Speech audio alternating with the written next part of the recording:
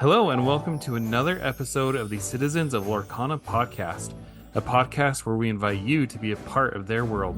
We are your hosts, Jared and James. Today, we are joined by the dynamic duo behind Hobbies and Happiness, Dan and Jim. So, without further ado, let's jump into the episode. Hey everyone, welcome to another week. Last week, we had a chance to visit with the team behind the Overexerted podcast, and today we have a couple of very special guests. Jim and Dan of Hobbies and Happiness. Hey guys, welcome.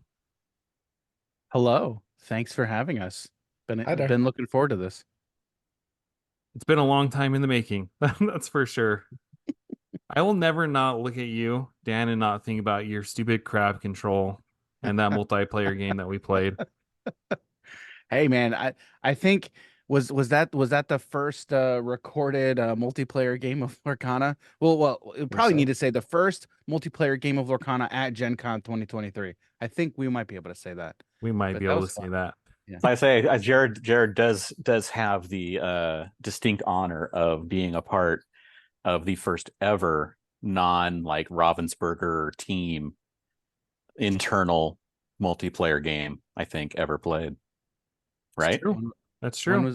When was this? We were at Gamma. James, Liam, and I, and Steve Warner asked us if we wanted to play a game with him, and so we took some starter decks. This was at like midnight. Yeah. Took some starter decks, went into the hotel lobby, and we played a 2v2 game. It was a lot of fun. Awesome. I think I remember Steve tweeting about somebody tweeted about it around Gamma. I remember that. That's cool. It was pretty fun. So got my butt kicked. Jared and Steve were a team, and there was no chance. So here's the deal. We had a whole outline of things we wanted to talk about today, and then Ravensburger had to go and dump like a bajillion cards. Not just today, but this whole week. It feels like honestly, there was over 100 cards revealed this week. If it wasn't 100, it was so close. It was maybe like 95 or something. It was so many cards. It was a lot. It was like a fire hose, man. Hard to keep up. And today was what was left. I think it was something like 20 or 24 cards were all dumped in like an hour or two this morning. And then all of them are done. Yep. Dan, I think you were in the Discord. Yes. But Jim, were you there when all that was going down?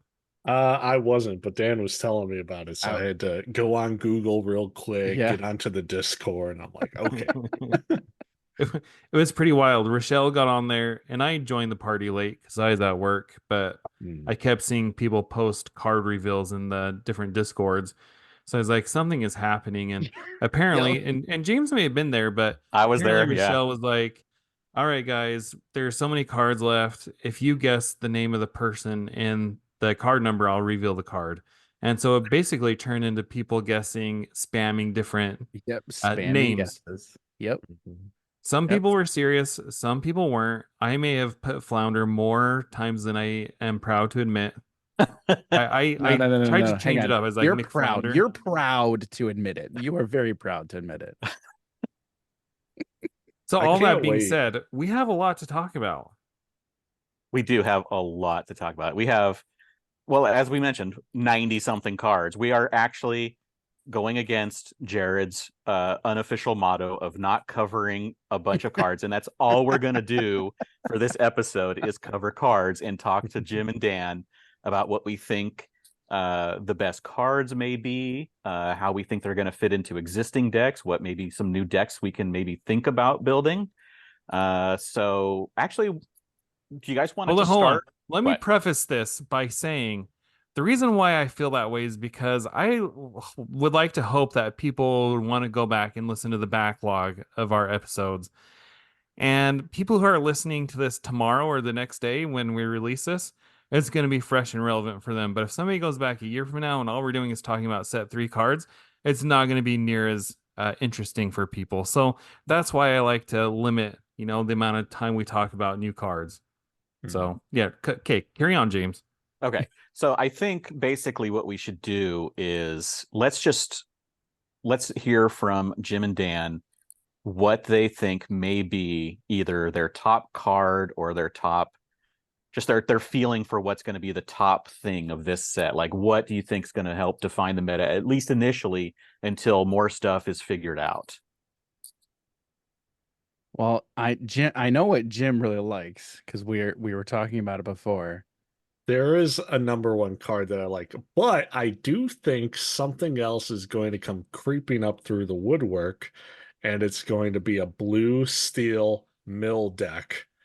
And I'm kind of excited to see that. Okay, so why? Yeah, yeah. What cards are making you lean towards that? Okay, so there was a song Friend released like in me. Friend Like Me. It's a 5 cost song, and it's each player puts the top 3 cards of their deck into their inkwell face down and exerted. Mm-hmm. We know how fast you can mill through cards when you're playing a whole new world, and this now just gives you a whole nother card on top of it. And it's a lot of the decks that are really strong also have ways to be drawing cards.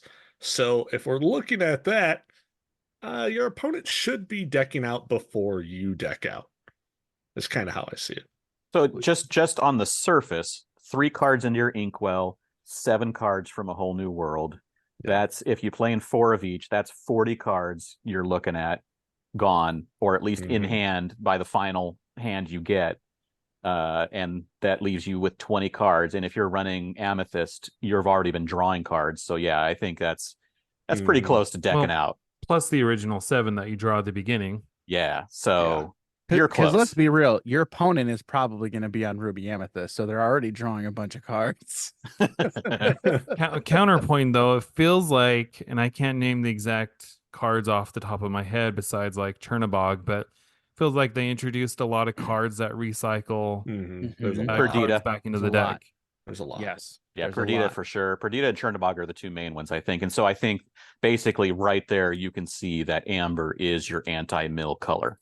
And it's interesting too because they've got multiple cards, not just Perdita and Chernabog are the 2 big ones that come to mind, but there's also additional other cards that recycle other cards back into your deck, which like normally like I see that as like a double-edged sword almost, because if you could be on a strategy where you want them in your discard, you want them in your graveyard, but if the meta is heavily draw, I'm going to try and mill you, you want to keep recycling them back into your deck. So I like the variability and the variance there. Yeah. Because I think Chernabog's Minions, I think, is the other card that I'm thinking of. Yeah. Yep. Pua is another one Pua, who does the same thing. So, but I mean, I definitely think it's a thing. And the thing with a friend like me is those cards go straight to the inkwell, so you won't be able to recycle those. But I mean, three cards at a time. But still, I mean, mill is kind of fun. Maybe for the person doing the milling. Mill is kind of fun. Mill is like one of the, again, within the history of TCGs, can be viewed as like one of the most toxic decks to go against. 100%, dude. 100%. Mill and discard, right? Yes. Yeah. And I love playing discard decks. Ooh, yeah. It's so fun. So Dan, you sent me a screenshot of the different decks that you're working on. There was like at least 10 on there of ideas that you have brewing. Dude, I got a bunch of ideas. Yeah. Which one are you most excited to see? All right. So there's kind of 2. Let me actually I'm gonna pull it up here real quick. Man, dude, there's so many. I think the one deck that I'm always going to be toying with is aerial items. So, and there's so many different ways you can do it. At Gen Con, we initially did, we coined it crab control. It was sapphire steel. Now I think with Gizmo suit gives another nice, it's a relatively low to the ground or low-ish to the ground item. But that can work into the strategy. In set 2, you saw Sapphire Ruby item control, And that was very interesting to me because there weren't a lot of items in that deck, but it just relied heavily on the Ruby package, which it's a great package. I mean, like, but there's so many great there were so many great items in set 2, like Popsicle. I mean, Popsicle was such a great card for a multitude of different reasons. And when Jim and I first saw it, we were like, this card is absolutely crazy. Yeah. And I think everybody saw how crazy of a card that is, even outside of the Flaversham Toymaker engine. It's just such an amazing card. And now in set 3, we have a lot more items that we can fit into that strategy. So I'm excited to toy around with item decks, specifically with Ariel.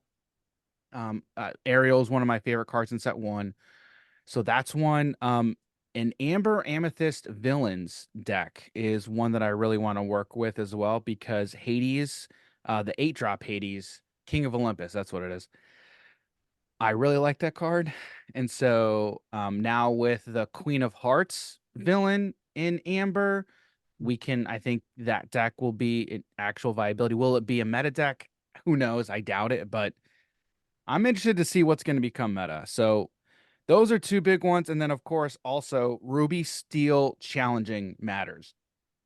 I built a budget deck around that archetype. So I want to revisit that with set 3 and see if I can make that viable as well. I got a lot of ideas, so I need to stop. I think for me, and I don't know how this deck works. I mean, I messaged you back after you sent me that list. I was like, I wish my brain worked like that, because the only thing I got rolling around in my old noggin is I would like to try to make a Sapphire Amethyst a deck with Magica and Scrooge's Lucky Dime. I feel like there's something there. I'm not smart enough to figure it out, but I know somebody will. Yeah, and I don't see that as being a meta-defining deck, but I think it could be a fun deck.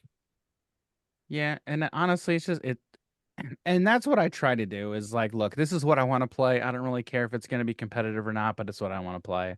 And then I'm always going to work at trying to make something competitively viable, even though I may know it's not going to be, but it's still fun to try, If my goal is to win, not fine. I'll just net that. I'll figure out what the meta is, and I'll just play what's good in the meta, What about you, James? What have you got kicking up?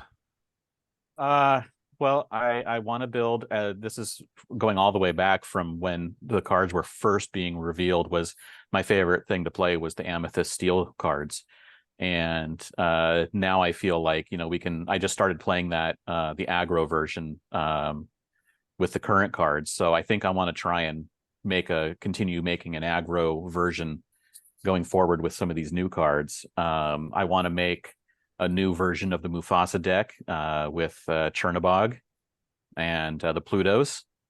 And I also want to make a new version of Steel Song and see what I can do there with what all the new stuff we got. Basically, I just want the decks that I had the most fun with over the first 2 sets, I want to basically upgrade and see if I can keep going with those decks.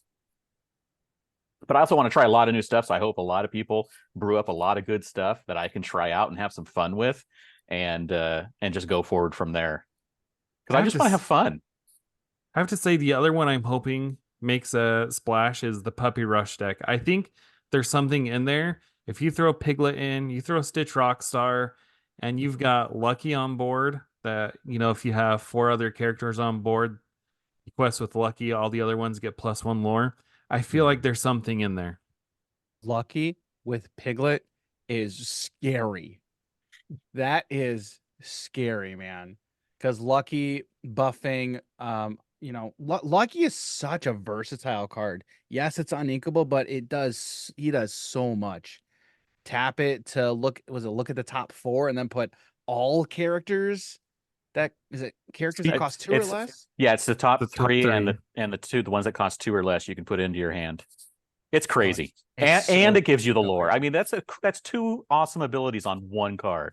Right. But the only downside to it is you got to pick. Am Yeah. I going to exert to look, or am I going to exert to quest? But still, both abilities are just like the it's just asking. Lucky is saying he's looking at you with that puppy dog face. Please build around me, please, please. That's what he's doing. Was talking to Eric from the Gamer, and he called the first ability, he decided to call it the Lucky Lotto, and I think that's something I'm going to stick with. Lucky Lotto. Lucky Lotto. I mean, if But you're again, building a puppy deck and you're going to have half your deck is going to be cost 2 or less, right? So I yep, mean, you're going to hit something just like the Mufasa deck is all yep, characters. You just build it to hit. right, right, right. Mhm. It's you know what you're trying to accomplish as you're building the deck, and you make it very low to the ground, an extremely low to the ground curve, and then your chances at hitting the lottery off of lucky are going to be very, very, you're going to be lucky, if I can coin a phrase there. And I mean, if you throw in Pongo, he's a searching. You have to pay to Yep. do it, but he's going to be more searching. Mm-hmm. And then anything that just as you're playing, anything that's banished, you just have Perdita bringing it back. I mean, Yep. it's crazy. It's gonna be. I think it's gonna be scary. And that deck is on my list. It's on the list of what I want to build. So Anyway, lots of great ideas out there. I want to ask you guys, now that basically all the enchanteds have been out, I mean, we know that there's probably 6 more that are secret. But first of all, what do you think of the art style? Because I know that's been kind of controversial in the community right now. Some people love it, some people hate it. And then what's your favorite a card enchanted? all right, Jim, have you seen the enchanteds so far, I'm Jim? looking. What? There's 5 of them, right? There's there's 12 now.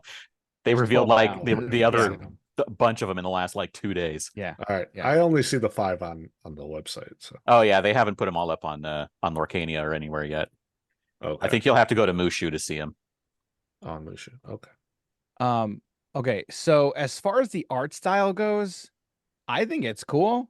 Like I when when it comes to the art on these cards, I appreciate it. I'm a big art fan, I enjoy it. If it's not to my style, I can still appreciate it for what it is.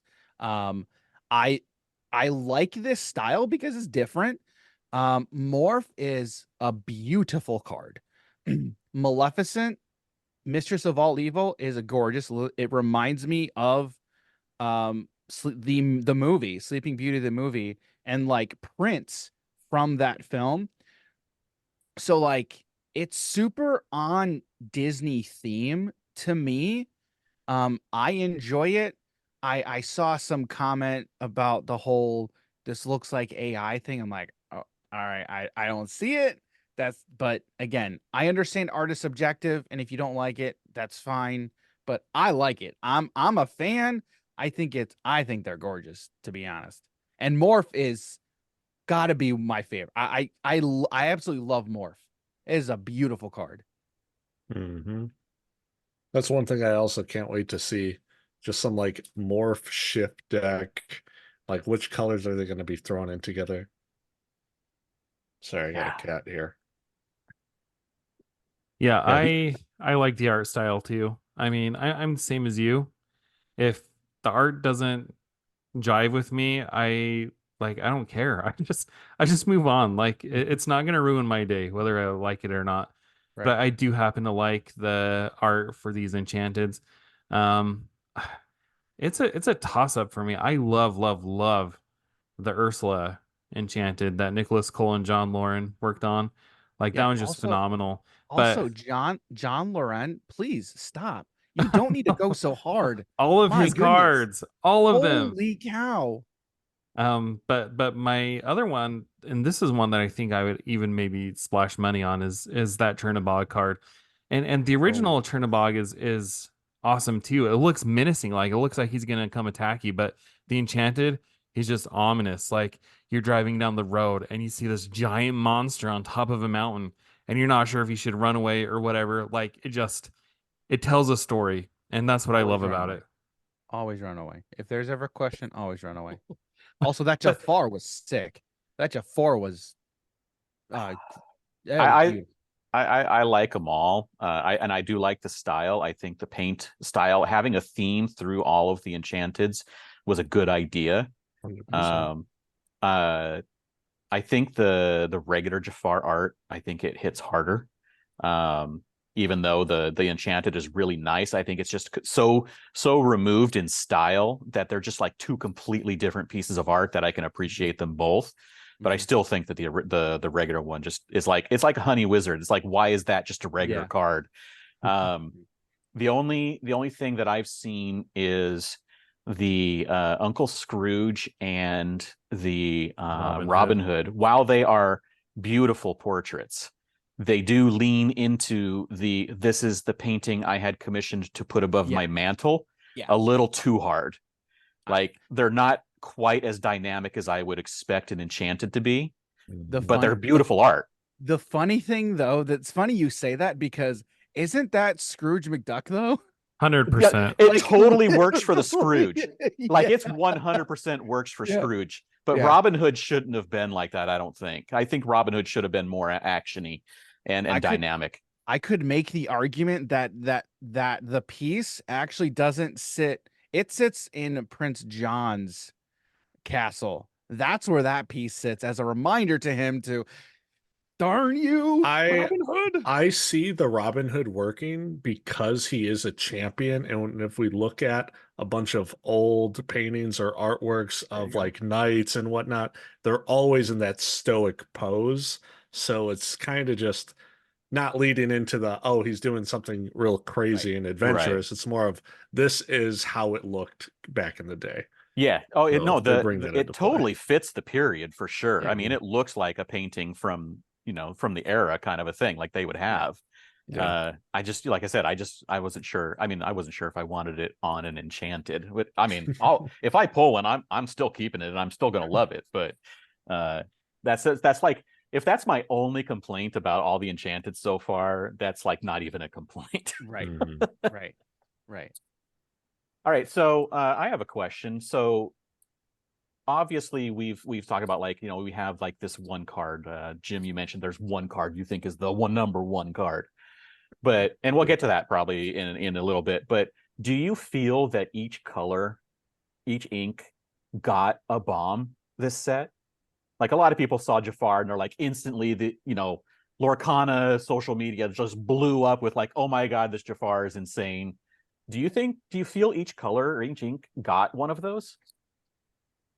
That's a good question. For myself, I haven't gotten to see all the cards yet, so I can't really say for every single color, but some of the ones I've just started looking at, I mean, they obviously every set is going to have something good, and I just really want to build that Ursula.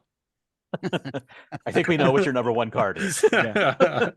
Okay, so did each color get a bomb? I'm leaning towards yes. And I think without a doubt, I think for Emerald, it's 100% Ursula. And I think each color got a really great package, and not even necessarily a package that goes together in the same deck. I think each color got quite a few really, really strong pieces. So, yeah, I would venture to say yes to that question. Well, you can ask James. I've been complaining about Sapphire for a long time. Like, I just didn't see it. I was feeling left out because I saw all these other colors getting amazing cards, but then Grammatala happened and it all came together. I mean, you can ask James. I dunked on Friend Like Me so much. I was like, what is the point of this card? I heard you today. On my way back, I wanted to, listen to a couple of your episodes, and I'm like, oh man, Jared is not happy with what he's getting in Sapphire. I was desperate. Okay, I was a man, begging for something, and Grammatala was that something. So I agree. I feel like each ink probably got something really good. I think even outside of Grammatala, there's quite a few good, solid pieces for a Sapphire deck. Mhm. Maybe not individually amazing cards, because I think Grammatala by herself is just an amazing card because she she actively advances you towards your win condition by doing something you're already doing within the game Yeah. anyway. So of course that's going to be super good. But there's a lot of other good cards I think within Sapphire that you have to build it the right way. And I think Sapphire as a color is a very tricky color to build around and pilot. And so it's tricky, but I think there's some really good pieces that are going to go with a couple of the other sets. So it feels like they some of them got bombs. I mean, Jafar is a bomb, right? Grandma Tala is a bomb. Mm-hmm. Some of them feel like they got packages, like you said, where you're not going to have the one card you can point at and say that is the one card that makes the difference in this ink. It's like, okay, that's that's the card that ties the whole package together, but it's not on its own. I feel like Mm-hmm. we got that. Like steel just seems like it requires a lot of stuff to get all the different things working. Um, I think steel's like the glue that holds a deck together, because there's a lot of great pieces that are kind of great on their own. It's got a lot of pinging, got a lot of removal, but you need to couple it with something. And it as a color just really is the glue that binds whatever deck it's a part of together. Mhm. and do we feel that now Jared was like obviously down on Sapphire and wondering what was going to happen? Do we feel like Emerald is still like the color that's just trying so hard to just bring itself back up to the other colors level? Yes, I think because again, I think you have to do a lot of work to make anything with Emerald function well and remain viable. Because again, I'm viewing Emerald in a similar vein to what I view Steel, right? There's a lot of great individual pieces, but they have to be coupled with something else that is able to make it viable. We were talking before we started recording about how there's so many pieces, so many cards in Emerald that are uninkable. You can't have a 60 card you cannot have a 60 card uninkable deck in Lorcana because you're not going to be able to do anything. So what are you going to couple it with?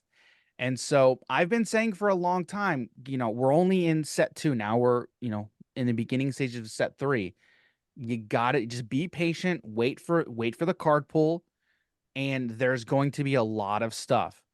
It's crazy. Like when a set drops, it's kind of crazy because it's like now the your creativity and the amount of decks you can build has just increased exponentially.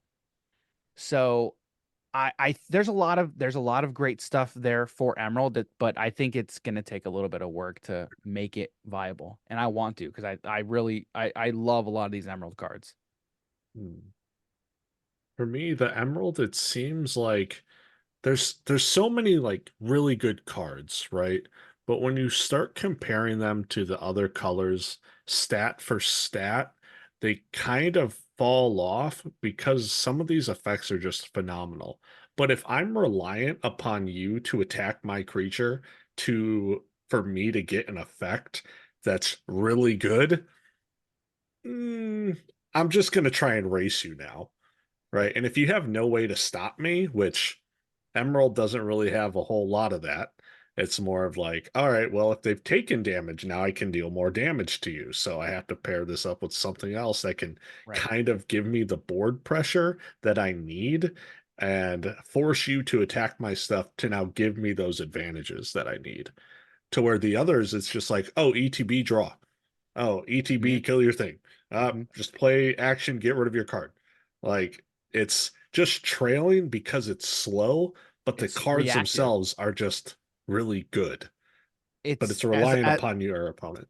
Yeah, as a color, I think Emerald is just so reactive. Mhm. And in a game which you're trying to be the first one to cross the finish line, if you are immediately starting from, okay, as a game plan, I'm just going to react to what you do, it's very difficult when your opponent is playing, oh, let's say Ruby Amethyst, bounce a thing, okay, now I'm restanding, you can't touch my stuff. It's Mhm. it's difficult, but to be honest, like that happened to me last week, right? I'm trying a new build, and opponents playing a very good deck, very low to the ground. Jim, this is the guy who doesn't have sleeves. Oh, that guy. Yeah. Phenomenal, Gr- dude. Great guy. He's such a cool guy. But playing with no sleeves, great deck, very low to the ground, but I don't, in the colors that I was playing, didn't really have a great answer. But when I'm in that scenario, I kind of get excited, especially when we're in spoiler season of, hey, we're getting more cards. More cards, going to be more answers, going to be more strategies, going to be more ways to play the game. But again, as a color, when you're trying to be, well, I can't do anything. I have to wait. Well, now you're just you've lost at that point. So it's hard to catch up. Yeah. I was just, while you were talking about how Emerald is, it's like, I was thinking, well, it's like setting a bunch of booby traps and then telling everyone where they are. And then immediately what came to mind was Emerald is Wile E. Coyote and every other color is the Roadrunner, Yeah. because all the other colors can just sidestep everything Emerald's doing. Yeah. Mhm. Yeah. So Get out of Very here. well. Wrong IP. I know it's the wrong IP, but Just teasing. that's just what It's- came to my head when I was it's a thinking good about it. analogy. It It's is. a It good is. analogy. So we've talked about every other ink, but the one that I haven't really heard anybody talking about is Ruby. So That's what do because it's broken. what do we think about Ruby for set 3? Oh man. We mentioned this beforehand, but it's like, did they really need any more like just really great answers? Like, come on. Guys, Hydra is phenomenal. Like, sign me up, okay? Sign me up. What? I honestly think that Hydra could be the Mufasa of set 3. I think it's going to be underrated, but I think as the set goes on, it could pop. I think it could be All right. good. All right. So there's a card. I know you guys don't play Magic the Gathering, but there's a card in Magic the Gathering called Phyrexian Obliterator, where All right, that card's damage. broken though. Oh, what'd you say, Jim? That card's broken though. I know it's broken, but that's literally what it reminded me of. Kinda. So Phyrexian Obliterator has an effect where when it's dealt damage, the I think it's like chosen opponent or something has to sacrifice that many permanents. So like Yeah. you have to sacrifice in, if we relate it to Lorcana, you would sacrifice your ink. So you'd be, if you didn't have any other characters on board, Yeah. that's what that card reminded me of. And Phyrexian Obliterator dominated standard whenever it was in the standard. It was what, 4 costs, right? 4 black? Yeah, I think it was 2 and 2 black, I think is what it was. But Huh. that card dominated the format. And that's kind of how I see the Hydra. Also, one of my favorite characters in Hercules, low-key super great. But anyway, I'm like, when I saw that card, I'm like, you got really? Really? All right, I'll just do Teeth Inhibitions, because there's no cards in Ruby that let you damage your stuff, right? Because that's not a normal game action. It's like, oh my goodness. Did you see it though? There is now. I know there is. He was joking. Okay, I was going to say There's there's like some Teeth in there's yet Ambition. another. No, there's now another one. one Yeah. on your feet now. Yes. It's like, oh my goodness. So let me damage my things because I'm in a color that doesn't really care about that when my stuff gets hurt. And on top of it, let me ready all of my stuff. Oh my goodness. Plus Because we Donald needed benefits more from it. great Ruby No. cards. Yeah, Donald. Oh, jeez. Oh man. I want to build a Donald deck. And not only that, they got the best location package. Yes. What, That Red? Jolly Roger, so good. Jolly Roger, Jim Hawkins, and the RLS Legacy. All of those, just all of those are just like, okay, we know Voyage. what's the best ones, and Voyage. Yeah. It's crazy. It's crazy. Now, Well, Steve, that- Steve, if you're listening to this, God, I'm not complaining. All right, I'm not complaining. I am just merely stating facts. All right, I'm stating facts. Okay, but keep doing a great job. You're made an awesome game. I love you, man. But was there more to that message there, Dan? No. Okay. no. That leads me Seems into the legit. next thing I wanted to ask you about. What do you guys make of locations? Jim, do I you think do you have some thoughts right now? Because I know I I got think they're cool. I think they're cool. I like Pokemon stadiums. These right. are a little different though, because you can't move your Pokemon to stadiums. It's like a board effect. Yeah, yeah, it's a Now, field hang on. effect. First of all, we need to say we called this. Yeah, We did. called this way back before the game was released. We said there's Mhm. going to be locations in this game, and we were right. All right. So I want that to be noted. Okay. We can go back Check. and find the video. Well, we called it. Okay. Um, now, as far as what kind of impact they're going to have on the game, I'm kind of in a wait and see, but I've seen I've seen others play around with locations, and I think I think there's going to be decks that are going to absolutely abuse them. And I think they're actually kind of necessary because everybody keeps talking about, oh, they died to Maui. Oh, okay, yeah, dies to removal is a Okay. thing. I understand. We understand this. But the willpower is most of these locations have much higher willpower for the cost for these locations, which is great. But they're going to be gaining a lot of incremental lore over the course of a game. A lot of times, in through set two, decks that have been slow, mid-range decks, control decks, getting to turn 6, 7, okay, they've got 0 lore. They've got 1 lore. While their opponent is playing a more aggressive deck, they've got maybe 14, 15. Now, these card types are now going to be incrementally gaining you lore just for sitting out on board. Number one. Number two, if your opponent chooses to deal with them, okay, they've taken a game action to decide, okay, I'm going to pay resources, or I'm going to pay these game actions to try and stop you from doing this thing with your locations. That's freeing you up to do other things on your board. So I'm interested to see what the effect is going to be on the meta itself, right? And then of course just on the other the casual side as well. But I think there's going to be people who are going to be surprised. And I know there's been people who are sleeping on them, and I think they have potential to make a really big impact. The one thing I really love about the locations is they're really strong for aggro decks and they're really strong for control decks just to Mhm. slowly get you to that end point and just win you the game. But it's just so good for every single deck out there Mhm. in the game. It's just like, I'm glad they're here. Mhm. Thank you. Yep. Thanks for listening to us, Steve. I do believe I remember when you guys. I do think I remember that episode where you were talking about locations. Yeah, I'm super happy that they're here because I think it's such a flavor win. Yeah, It's so cool. 100%. I'm waiting for Cave of Wonders. I know we got Cave of Wonders as a Treasure Guardian. character, yeah, as a character today, which is cool. But there's so many. There's so many that and the orientation is very cool. Now we've got more art. Like there's more art on these cards, that you can see just from the way that the card is oriented. So I'm super stoked. It's just gives another wrinkle, and I think it's gonna be cool.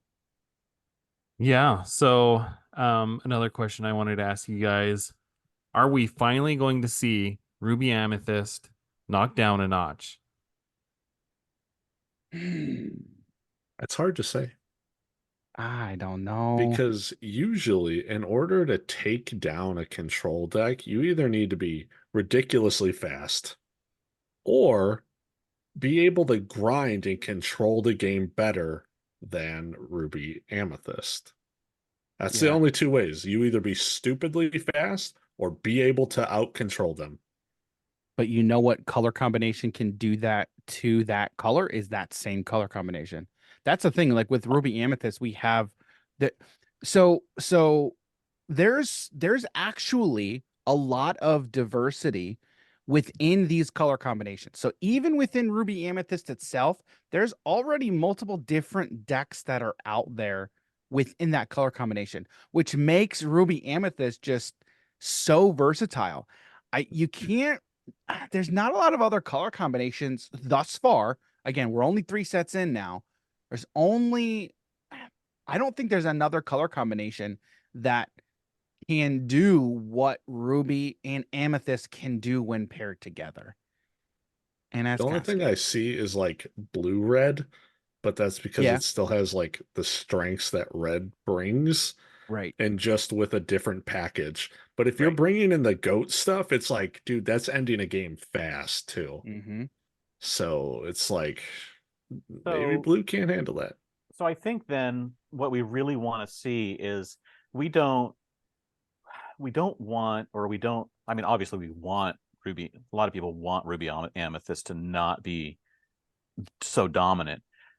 But I think what we're looking for, as at least for me, for as players, is we don't need Ruby Amethyst to be taken down a notch. We need the other colors to be elevated to its level so that we can have similar playability and similar options in the other ink colors, so that everything, we have the option to make things for our favorites. Like Jared wants to make a Sapphire deck work that also works really well and can go against those Ruby Amethyst. And up till now, it just hasn't really been possible. So I think that's what we want to do, is we want more parity, I think, among the inks. We want more tier 0 decks. Well, we have Do pretty you, though? decent Do other you- decks, though. Do you want more tier 0 decks though? That's the thing. Like I don't think people actually want more tier 0 decks. But I cut you off, Jim. Go I was ahead. gonna say we have other really good decks in the game as well. It's not like you only see Ruby Amethyst topping like top 8 in every single tournament. Jim, It's have every you single watched the list. meta reports? Look, I understand that it's stupidly good. 52% of all the top 8 decks this season Yes. have been Ruby Amethyst. 52%. Yes, But I again, that's understand not the that. same deck though. That's not the exact same deck. There are So But kinda it two does, different or three different it does lists. have the same 36 or 40 cards in every single one of them, Sure, yeah. basically, though. sure. Yeah. We also have 2 sets. Yeah. No, Um, I think, yeah. That, So- but Jim just nailed it though. We've only had 2 sets. Like when there's such a small card pool, there's just limited things that you can do. Mhm. So And I think that's what we're all. seeing. I think that's what we're seeing with Yes. this third set. We're seeing other inks get really good stuff you can put in there now and make some fun, good stuff. Ramping And- might actually be viable this set. right, because now we Ramping's have things always that ramping viable. accomplishes. Because Yes. previously we were ramping into nothing, really, We except were Bell, ramping and into Bell just Tamatoa. yeah, I mean, come on. Well, But yeah. did it? How long? I mean, I had, you can always just take out Tamatoa pretty easy, even if you don't have removal. I mean, you can just go into it with a few good, most people will have something to challenge into it because it has to quest in order to get that 4 lore or 5 lore, whatever it's getting for that item, and then you just take it out. So you Unless get I'm one running out a of it. shield to ready it. Yeah. But so I just think I that's see what what's you're saying. happening. You're I right. think that's You're what's correct. happening is, yeah, we had, like a couple of weeks ago at the 5K in Hartford, we had an Amethyst Steel deck that just ran the table without, like, I don't think they even lost a match. And just went right on through it, no problem, and never lost. They played Ruby Amethyst and some aggro decks all day long, and they had no issues. And so, yeah, there are decks that can totally take care of Ruby Amethyst, but I don't think that there's anything that can take care of him consistently. I think that's the main thing that we've been talking about is Ruby Amethyst is the only consistent deck.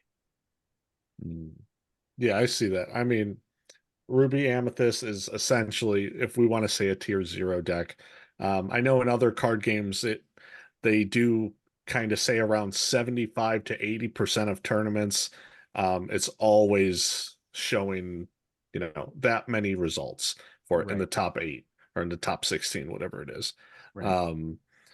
Specifically from Yu-Gi-Oh! But so even if we say it's a tier 1 deck, right? Best deck in the format, there are other decks that are 1.5 because they're just also really strong decks. And it's like, all right, if you can beat Ruby Amethyst and that's your goal but are you also able to beat these other decks? How are you against the aggro matchup? Right. Can you not handle Steel Amber? Can you not handle Steel Sapphire?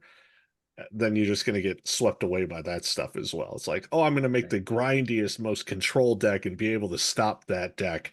Well, first of all, you're also playing Red Amethyst. So you're fighting your exact thing you want to make. Right. So I don't know. You've become your own worst enemy. Exactly. I think it's just fun, talking about all of this and seeing that there are people who have done some really good things with other colors like Sapphire Steel and Amethyst Steel, and even Emerald Steel has gotten some decent placements. And I think where we're heading is those things getting more powerful, and kind of where previously they were tier 2. Now, like you said, they're like tier 1.5, maybe edging in just a little bit closer to where, and with Ruby Amethyst having what is it, like essentially 3 decks, is it, or is it just 2 main decks? It's pretty much 3. It's like 3. Yeah, it's like 3 decks. And just having those just continue to be as powerful as they are, I think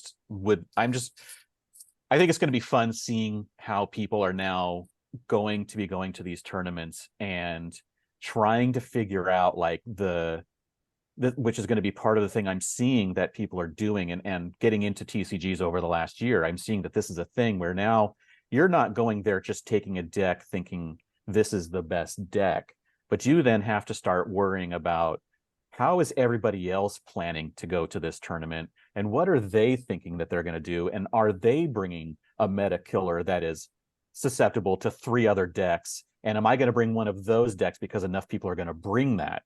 And so that's what I'm seeing, where there's just all these brain games into beyond just learning how to pilot that deck.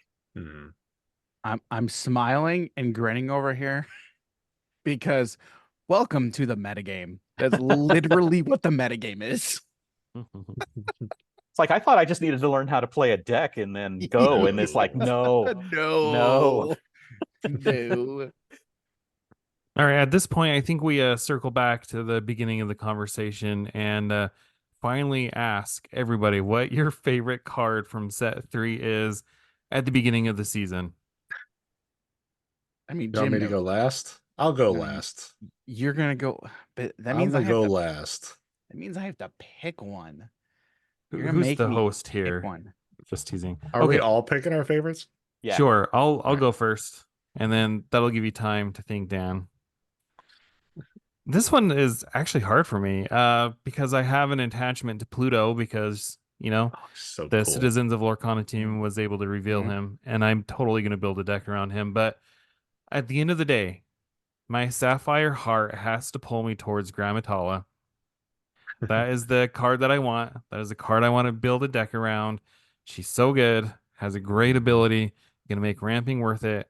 And I feel like we're at a point where with Grammatala now, you can have Belle on board. You could potentially even have Alice on board. And you're just going to have a lot of big threats that the ramping builds up to that people are going to have a hard time answering. So Grammatala, final answer. Ooh, that's a good one. That's a very good one. You got yours, Dan? I think James wants to go next. James does not want to go next. All right. I'll take one for the team. All right, I'll go. All right. So Jim knows what kind of player I am. Okay. I am a mid-range salty. That is also true. I am a mid-range player at heart, and I want all of the value. Okay. And so because of that, okay, I love drawing cards. Okay. I love just drawing. And there's a lot of great card draw effects and engines in this set.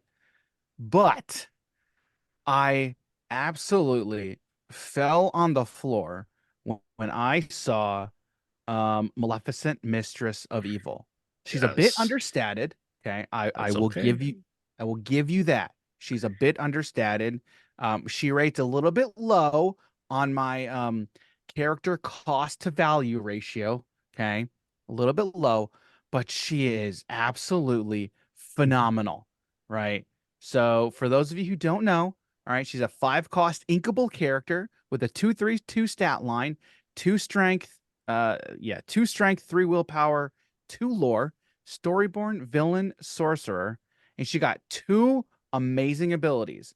Dark knowledge. Whenever you quest, you may draw a card. Don't mind if I do, because we like questing with 2 lore characters. But during your turn, whenever you draw a card, you can move 1 damage counter from chosen character to chosen opposing character. Pretty good. I really, really like that effect. I'm 100%. I think Maleficent is going. I don't think she's being slept on because I think people recognize how good of a card she is. Mhm. There's a lot of people saying they don't like her stats, which I'm there. I agree, but I absolutely love these effects. So I gotta go with Maleficent, Mistress of Evil. I love it. That's a great pick.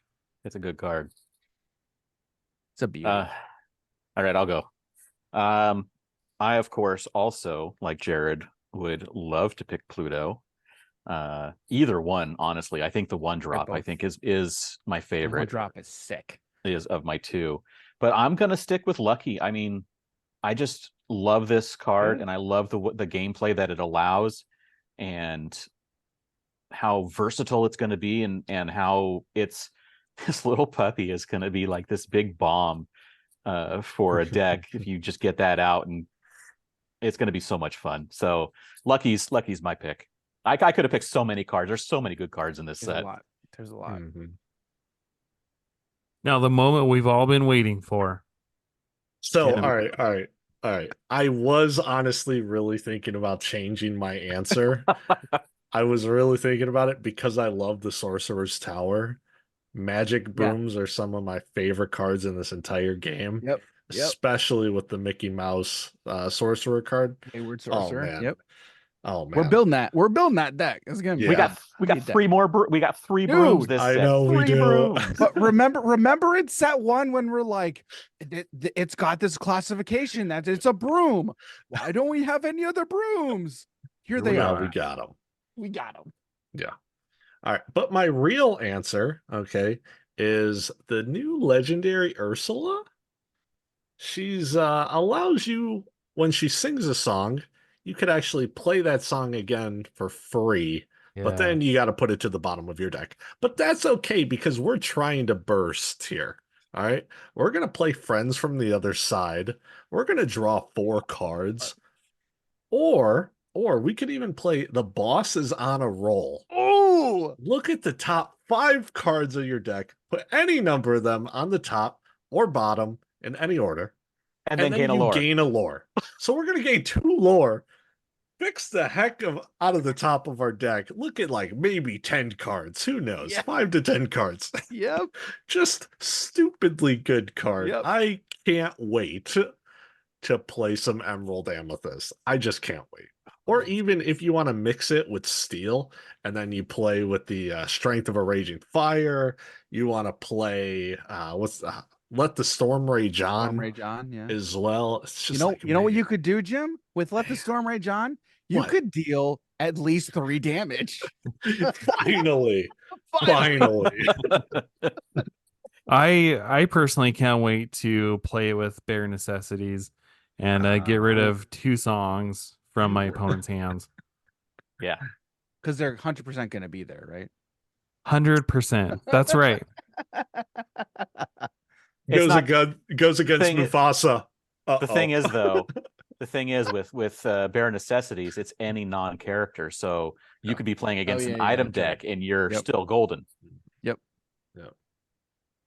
You just don't Yeah. want to see this when you're playing against Mufasa. No. Yeah. That's about it. That's really it. So Well, I mean, I think the idea though is that you would be able to recognize if you're playing against a Mufasa deck, and you probably would not play bare necessities. You're gonna ink that. yeah. Yep. Good thing it's inkable. Yep. Well, those are some great picks. I guess before we move on to the ending segments, are there any final thoughts we want to give on set 2 moving into set 3 before we move on here? There was one thing that jumped into my mind a few minutes ago. When we're talking about how strong certain decks are, and it's like, man, it's been good all of set 1, it's been good all of set 2. It could even be good for all of set 3. Ruby Amethyst is going to be around. But at some point, if we get a rotating format, right, the deck won't be around forever. So sure, your guys might be really down and out about one deck just being ridiculously strong. It was the same thing in Magic. Sometimes the deck's just a little too strong, and then rotation happens, and you don't got to worry about it anymore. Eventually, your colors will come around. Yep. Just hang out for a bit. It's very early. Again, we're on set 2, going into set 3. Yep. Just be patient. It's the exact same thing I tell people when they're like, well, why haven't we seen such and such a franchise? Why haven't we seen such and such a character? I know, I'm Mr. Oswald, but I accept the fact that eventually every franchise is going to get its chance to shine in the sun, and every character is going to get a chance to come out. So just patience. When are we going to mean- get Sephiroth? Never going to happen. What? Just teasing. You're just so you're saying there's a chance. You're saying there's a chance. I'm not saying there isn't a chance. So Black Cauldron when? Black Cauldron. All this is just Ravensburger just like laying the groundwork, like putting in Pick a Fight last set with Wreck-It Ralph, and no Wreck-It Ralph this set. It's like, you know what? It's just going to keep all the Wreck-It Ralph fans just waiting around buying cards until the Wreck-It Ralph shows up, and then they'll just keep buying more cards. Does everyone realize that we have like freaking 100 years worth of stuff A lot. to pull from? There's so much stuff. And you mean to tell me we're also doing the best Saturday morning cartoon lineup of all time? I mean, look, Darkwing Duck, like that's what I'm waiting for, right? Abysmal. Who knows who Abysmal is? Come on. Oh no. Did you guys watch the Aladdin animated series? Nope. Oh man, voiced by Jason Alexander. I thought you were going to say he was like Darth Maul. No, he's not. He was a clumsy. I mean, Jason Alexander, right, Jim? Yeah. Sure. Yeah. Well, like that was it was him. It was literally Jason Alexander in Aladdin the animated series. Okay. There is a literal. Definitely not looking this guy up. There's a literal like and it's more than a fountain. I don't know what's a geyser. There's a geyser of stuff that the team is just going to be able to. Right. Okay. From Well, Seinfeld. to pull and from add stuff. on to the fact that you can change them into Dreamborns and Floodborns, and the possibilities are endless. It's like there's 300 years. Yeah. Well, so I have a real quick story. So my brother-in-law is a huge Disney fan, right? Comes from the family, right? But he is a huge Stitch fan. Absolutely, is Stitch's favorite character. He's not a TCG guy. Okay, he's never been into TCG. So when Lorcana was announced, I was talking to him. Okay, and we were talking, and he's like, "Yeah, but how much can they really do? There's only so many songs, only so many characters." I'm like, Michael, you do not understand and you do not realize that they can literally take one character and make 1,000 different versions of him, and we'll still buy them all. Like there is no limit. There's no amount of different versions of things that they can create, and we'll still buy them. Stitch and And- banana costume. Yep. Every song title, every line, every portion of a line Yep. is available to be made into a card. Yep. Every item, everything, every statue in the background of a movie, like the mouse armor, is available to be made into a card. It is endless. Mhm. What movie was that from? Was Mouse Armor from? Great Mouse Detective. There you go, my man. My man. There you go. I know you All don't right. know. I know. James, shall we move into the ending segments here? Sure. Real quick, the only bit of news we got is there's a officially sponsored event at Cannes in France. And this is going to be the first time that the Scrooge promo for set 3 will be available. And in amongst the pricing, amongst all of the boxes and troves and gift sets and whatnot, the people there will also have a chance to get all 3 of the set 2 promos, which were only available at PAX, correct? And maybe one other event in Europe. So this is a very good chance for people who didn't get those that they can now get them. And then we talked about new cards, and I think all we have left is some trivia. All right. Are you guys ready for some Disney Jeopardy? Yeah, I'm ready. Jim's like, oh no. I'm gonna let Jim answer these all by himself. Ooh, you know what? You guys answer it however you want. All right, I'm ready. Okay. For 100, these are the names of Hades' minions in Hercules. Oh, easy. Yeah, I mean, honestly, I don't even have to answer it. Next question, I win. No, you have to answer. All right, it's Pain and Panic. Ding, ding, ding, ding. Okay. Pain and For 200, this princess attended Elsa's coronation in Frozen. Oh, it was Rapunzel. Ding, ding, ding, ding. You're on a roll. Okay. For 300, going, Jim. this is Easy. Mufasa's trusted advisor in The Lion King. Trusted advisor. This I want to say it's Not the the mole. bird. I want to say it's the bird. bird is the Zazu. word. There you Oh, go. yes, nice. Ding, My ding, Oh ding, my man. ding. goodness. Okay. I'm like, wait, is Rafiki? I It's am- not Rafiki. I am so proud of you, Jim. Keep going, man. For 400, now the difficulty is getting up here a little bit. Right. This is how many kids Gaston says he and Belle will have. Dan, I'm tagging over to you. Tapping out. All right, you got man, how many? Yeah, that's a really good question, Bob. That's a Let very me good just question. ask. Can I phone a friend named Google? No, No. get off of there. I can see you how typing. many? All How right, I'm many just gonna go on kids? mute so you don't hear me typing. Hold on. Oh man. Hey Alexa. How many kids? Let's see. No pressure, Dan. I know. It's only $400. Yeah. you lose, you owe me. I'm gonna have to just take a shot in the dark here. So you're asking for total children, right? Total children. Mhm. What Correct. did he say Yes. in the show? Because he did he say? I think I'm gonna go with 7. I don't think Oh, that's yes. He said 6 or 7. We'll have 6 or 7 kids. Oh yes. Wow. Yes, Nice. dude. Yes, Okay. dude. Now, this 500 is very difficult. This is one of those either you know it or you don't kind of questions. I got it. Yeah, the type of person that comes up with this type of question is pretty crazy here. So, this is Donald Duck's middle name. Oh my goodness. Daffy. No. I want to say it starts with an R. Isn't it like Aloysius or Arr. something? What? I said, isn't it like Aloysius or something? I don't know why that name's coming into my head. I don't know, dude. I know. What is his? We're Ronaldo. we're leaving the view. We're leaving the listeners hanging. I'm sorry, guys.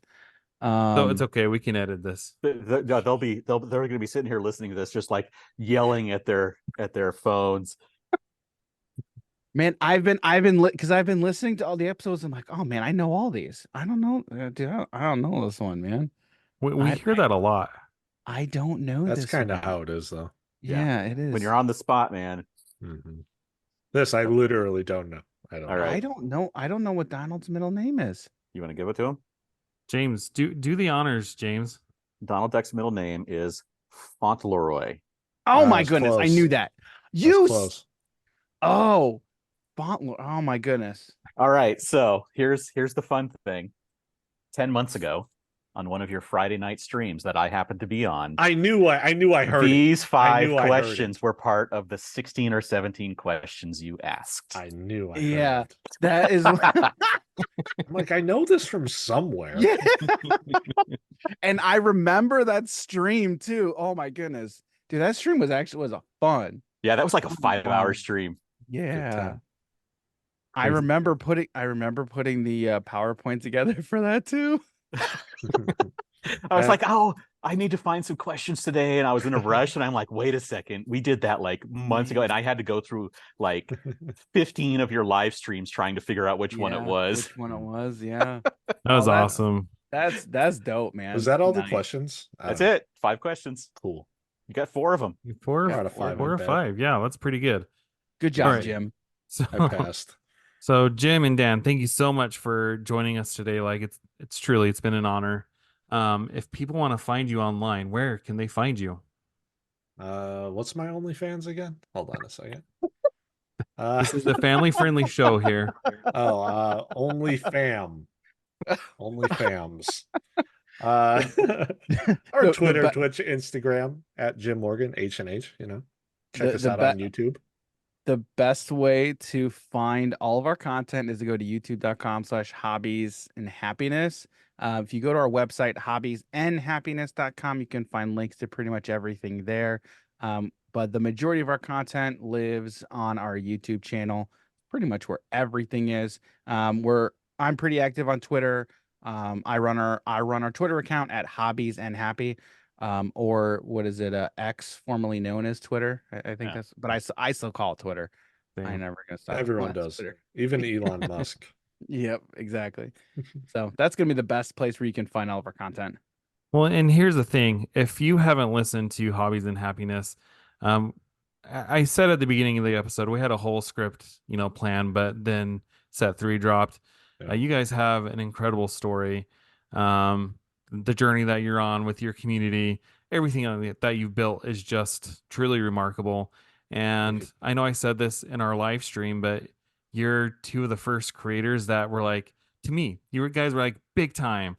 And you took an active interest in Lorcana and really gave a stage for, James was talking about being on one of your live streams. I was on one of your live streams. And, you guys, you'll always have a special place in my heart anyway. And I really appreciate everything that you've done for the community. So thank you.